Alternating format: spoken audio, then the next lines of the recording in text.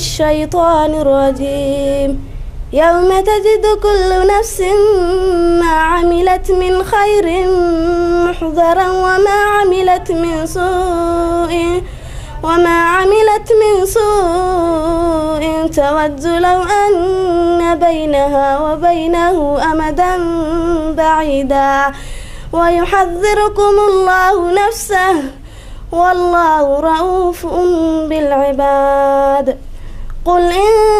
كنتم تحبون الله فاتبعوني يحببكم الله ويغفر لكم ذنوبكم والله غفور رحيم قل أطيعوا الله والرسول فإن تولوا فإن الله لا يحب الكافرين إن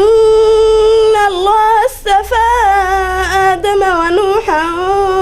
وآل إبراهيم وآل عمران على العالمين ذرية بعدها من بعد والله سميع عليم إذ قالت امرأة عمران رب إني نذرت لك ما في بطني محررا فتقبل مني إنك أنت السميع العليم فلما وضعتها قالت رب إني وضعتها أنثى والله أعلم بما وضعت وليس الذكر كالأنثى وإني سميتها مريم وإني أعيذها بك وذريتها من الشيطان الرجيم فتقبلها ربها بقبول حسن وأنبتها نباتا حسنا وكفلها زكريا كلما دخل عليها زكريا المحراب وجد عندها رزقا قال يا مريم أنى لك هذا قالت هو من عند الله إن الله يرزق من يشاء بغير حساب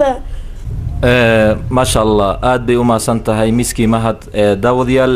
waxa weeyaan miski markay quraanka akhrinaysa aad bay u khushuucdaa waxaan filayaa idinkana inaad aad ugu bogateen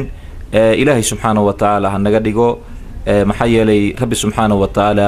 waa quraanka tan uu ku leeyahay weeyaan markii quraanka la akhrinayo afala yatadabbaruna alqur'ana am ala qulubin aqfaluha ilaahay kuwaas oo kale naga ma dhigo markii quraanka la akhrinayo soo kuma tadabburayaan miyaa uu ilaahay subhanahu wa ta'ala mase qulubtooda quful la saaray maxaa ku dhacay dadka quraanka لو أنزلنا هذا القرآن على جبل لرأيته خاشعا متصدعا من خشية الله وتلك الأمثال نضربها للناس لعلهم يتفكرون واتن إلهي سبحانه وتعالى القرآن كل يوم قرآن كان هدي لغسو دجين لها بورها دوشوضي هدي لغسو دجين لها وحد أركي لها يذر إلهي سبحانه وتعالى بورها أو خشوع سن oo ayagoo daldalac maayaan ay arki lahayd cabsi darteed iyo khushuuc darteed ay la khushuucayaan quraanka sidoo u weyn yahay qiimaha iyo micnaha asiga uu ximbaarsan yahay quraanka marka quraanka wax fudud maaha wax oo ciyaar ma aha ilaahay subhanahu wa ta'ala in badan quraanka kaga hadlay quraanka marka rabbi subhanahu wa ta'ala ayaa karaamayay kuwii ku khushuucay oo ku tadabburay allah naga dhigo ilaahayna quraanka wuxuu ku leeyahay idha quriya alqur'anu فاستمعوا له وانصتوا لعلكم ترحمون حكمت ayaa ku jirta quraanka markii la akhrinayo oo aamusa oo dhageystay ilaahay subhanahu wa ta'ala waliin naxariisanaya saas darteed markii quraanka markii la akhrinayo waxa ku jirta xikmad ayaa ku jirta in la dhageysto oo ma aragtay in lagu tadabburo xikmad ayaa ku jirta ilaahay subhanahu wa ta'ala allah naga dhigo kuwii ku khushuucay kuwii ku tadabburay allah naga dhigo ayaan idin leenahay annagi iyo dhamaantiin idinkoona daawanaysaan